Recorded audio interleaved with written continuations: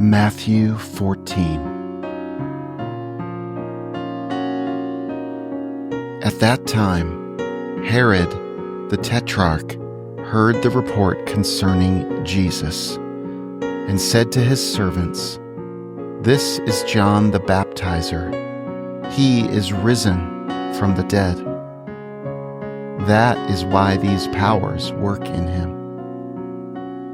For Herod had arrested John and bound him, and put him in prison for the sake of Herodias, his brother Philip's wife. For John said to him, "It is not lawful for you to have her." When he would have put him to death, he feared the multitude, because they counted him as a prophet. But when Herod's birthday came, the daughter of Herodias danced among them and pleased Herod. Therefore, he promised with an oath to give her whatever she should ask. She, being prompted by her mother, said, "Give me here, on a platter, the head of John the Baptizer."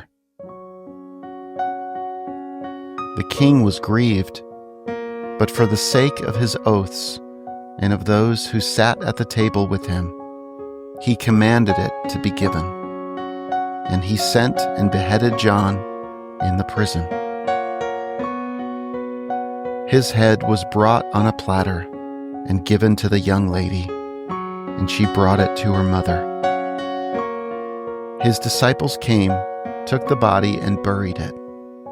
Then they went and told Jesus. Now when Jesus heard this, he withdrew from there in a boat to a deserted place apart. When the multitudes heard it, they followed him on foot from the cities. Jesus went out, and he saw a great multitude. He had compassion on them and healed their sick.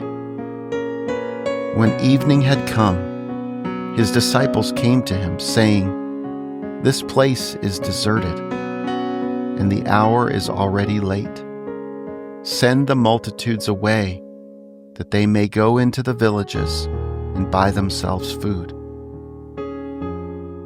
But Jesus said to them, "They don't need to go away. You give them something to eat."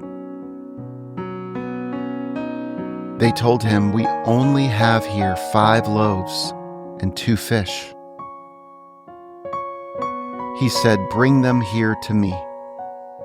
He commanded the multitudes to sit down on the grass, and he took the 5 loaves and the 2 fish, and looking up to heaven, he blessed, broke, and gave the loaves to the disciples, and the disciples gave to the multitudes. They all ate and were filled.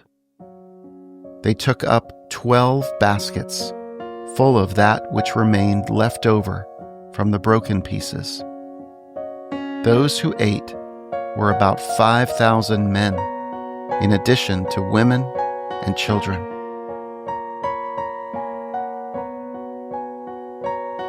Immediately Jesus made the disciples get into the boat and go ahead of him to the other side, while he sent the multitudes away. After he had sent the multitudes away, he went up into the mountain by himself to pray. When evening had come, he was there alone. But the boat was now in the middle of the sea, distressed by the waves, for the wind was contrary. In the 4th watch of the night, Jesus came to them, walking on the sea. When the disciples saw him walking on the sea, they were troubled, saying, "It's a ghost," and they cried out for fear. But immediately Jesus spoke to them, saying, "Cheer up, it is I. Don't be afraid."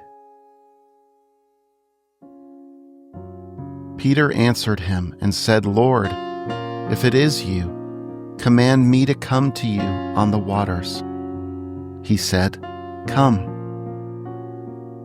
Peter stepped down from the boat and walked on the waters to come to Jesus. But when he saw that the wind was strong, he was afraid and began to sink. He cried out, saying, "Lord, save me." Immediately Jesus stretched out his hand, took hold of him, and said to him, "You of little faith, why did you doubt?" When they got up into the boat, the wind ceased. Those who were in the boat came and worshipped him, saying, "You are truly the Son of God." When they had crossed over, they came to the land of Gennesaret. When the people of that place recognized him, they sent into all that surrounding region and brought to him all who were sick, and they begged him that they might just touch the fringe of his garment. As many as touched it were made whole.